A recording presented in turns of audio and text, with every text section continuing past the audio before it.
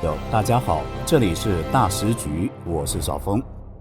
先抛一个大瓜，赵薇回来了，准确点说是罕见露面。神隐4年，她8月30号突然在微博发照片，戴着墨镜，长发凌乱，脸颊消瘦，一副憔悴模样。还有一张她和朋友在新疆草原上迎着夕阳跳起来，配了一句话：巴音布鲁克没有海。就这几张照片立刻把热搜炸穿，有人惊呼小燕子怎么瘦成这样，也有人感慨她终于出来了。但别忘了，赵薇可是2021年被全网消失的劣迹艺人，作品下架，名字被抹掉，前夫还欠下上亿债务把她拖下水。这次突然现身，到底只是旅行晒照，还是她真的想试水回归？这悬念观众自然全盯着看。再来看另一边，吴京彻底塌房，票房神话的光环一夜崩塌。新片《再见坏蛋》投资5000万，上映6天票房才不到30万，片方分账只有9万多，惨到离谱。网友群嘲狐狸精、票房毒药、战狼变笑柄。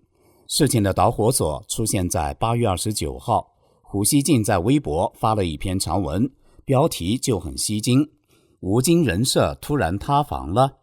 他在文里承认，吴京这阵子在网上成了梗王，什么狐狸精、摇头精，甚至当年的经典台词：我让坦克压过，你压过吗？中国护照就是通行证，如今都被搬出来当笑料。老胡怎么说呢？他觉得这还算不上真正的塌房，因为吴京没有爆出什么丑闻，只是过去的话放到今天的语境下显得有点过时。他甚至帮吴京解释，说当年《战狼2》之所以火，是因为那个年代民族情绪高涨，而现在年轻人压力大，就业难，热血自然不如以前。老胡最后的结论是，爱国主义电影不会过时，只要拍得好，还是能火。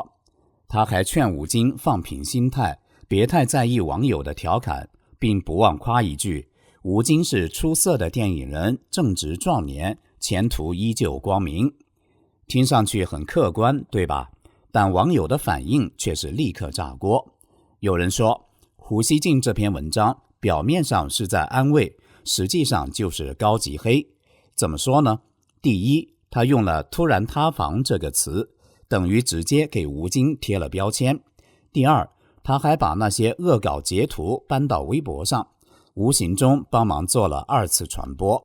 有网友吐槽，要不是你，还真没那么多人知道吴京掉价的这么惨。还有人打趣，老胡才是吴京的头号黑粉吧，嘴上护航，实际补刀。更犀利的声音则直指核心，吴京人设的崩塌不是个人问题，而是整套宣传话术的破功。胡锡进当年是这场民族主义大戏的编剧，吴京是主演，现在观众退场，编剧和演员都跑不掉，老胡还想出来补台，结果只会更尴尬。再来看看吴京自己，当年他可是票房神话的代名词。2017年的《战狼2》被吹捧为主旋律与商业成功兼顾的典范，票房达57亿元。据估计，吴京个人从中获利超过10亿，不仅赚得盆满钵满，还成了爱国符号的代表。之后的《流浪地球》、《长津湖》、《水门桥》票房一部比一部高，总收入突破300亿。吴京摇身变成所谓的爱国赛道的头号赢家，圈粉无数，拿奖无数，甚至当选中国电影家协会副主席。可谁能想到，到了2025年夏天，情况急转直下，他的新片《再见坏蛋》投资5000万，上映6天就黯然撤档，票房不到30万，片方分账只有9万多，惨到令人发指。吴京还亲自在微博上做宣传，结果底下一水的冷嘲热讽。狐狸精票房神话变票房毒药，这回是真塌房了。最新消息是，这部电影因票房惨败已经提前下架，彻底扑街。对于这部电影惨败收场的原因，有分析人士指，该片的题材是烂大街，剧情落伍，内容不接地气，演员从妆容、发型到服装都相当粗糙，演员说着一口京片子味道极浓的武汉话，就连主演都只知道扯着嗓子大喊大叫。更重要的是，在追债的恶势力都有权贵撑腰，健康的孩子都可能被拐卖、被失踪的大陆，类似一个讨债的硬汉去照顾债主家身患癌症的小孩，简直是匪夷所思。作为战狼的化身和民族主义代表的吴京，只用8年便从爱国符号变成谎言符号，最后沦为抽象符号。他为什么不再受欢迎？首先是时代氛围不同了。2017年的中国经济还在上升期，官方引导下民族情绪高涨，爱国荧幕硬汉的形象正好迎合了观众口味。而如今经济下行，年轻人一出校门就面临失业，压力山大。相比于荧幕上的犯我中华者，他们更在乎的是房租、工资、生活。主旋律电影的情怀此刻显得格格不入。其次是戏路过窄，吴京几乎所有角色都是上天入地、百战百胜的超级战士，观众看久了早就审美疲劳，缺乏血肉与真实感的角色，再热血也撑不起票房。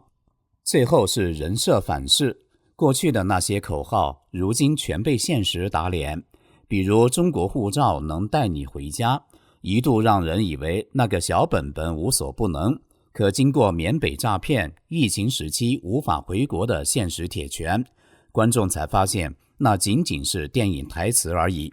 更何况网络热议吴京自己用 iPhone、开法拉利，儿子上国际学校，种种现实生活的表现和爱国硬汉的人设冲突太大。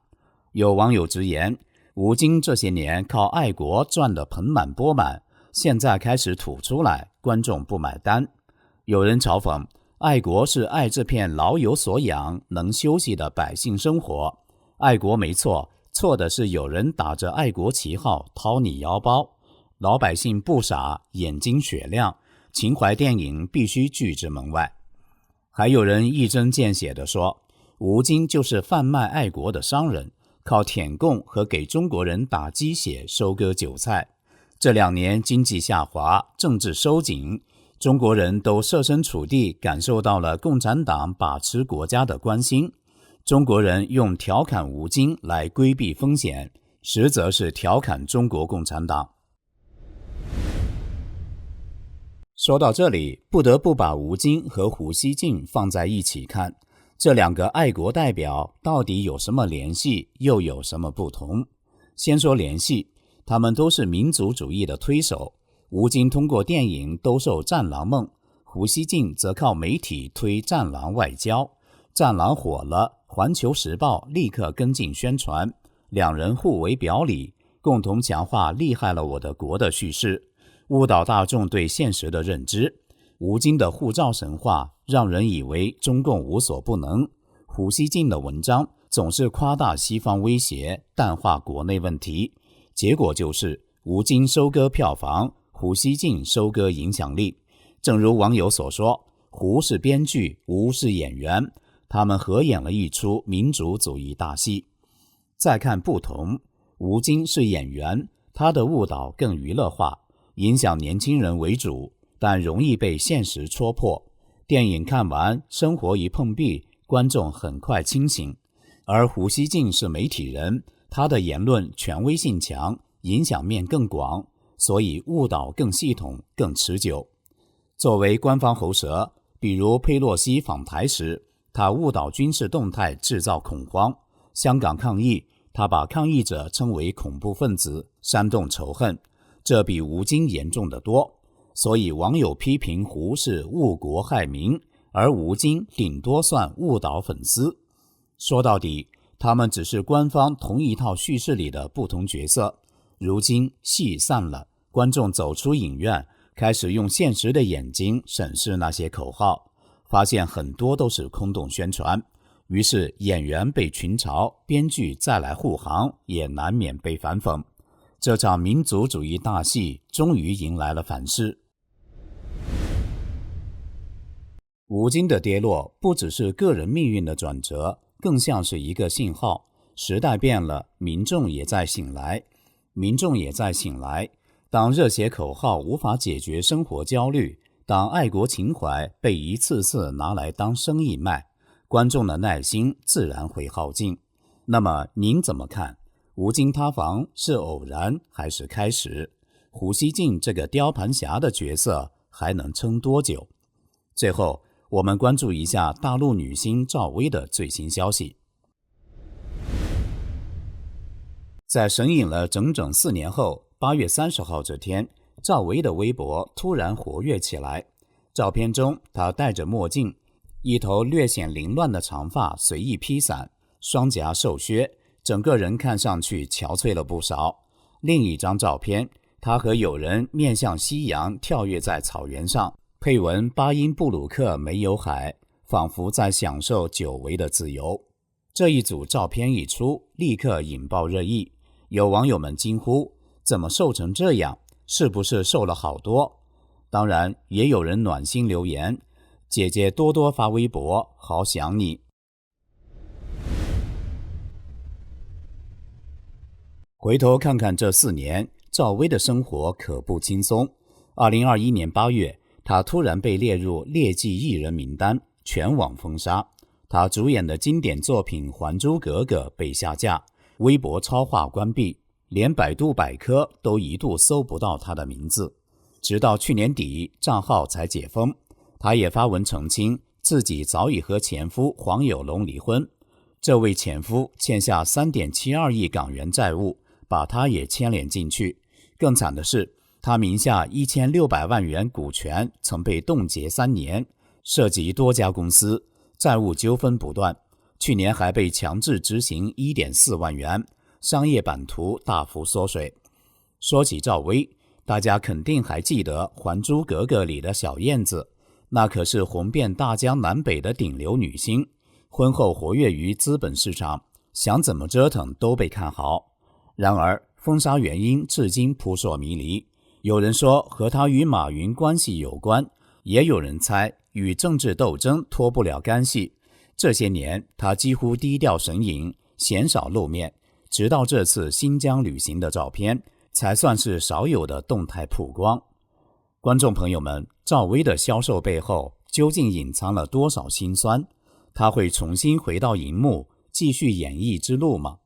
欢迎大家在评论区分享您的看法，我们下期再见。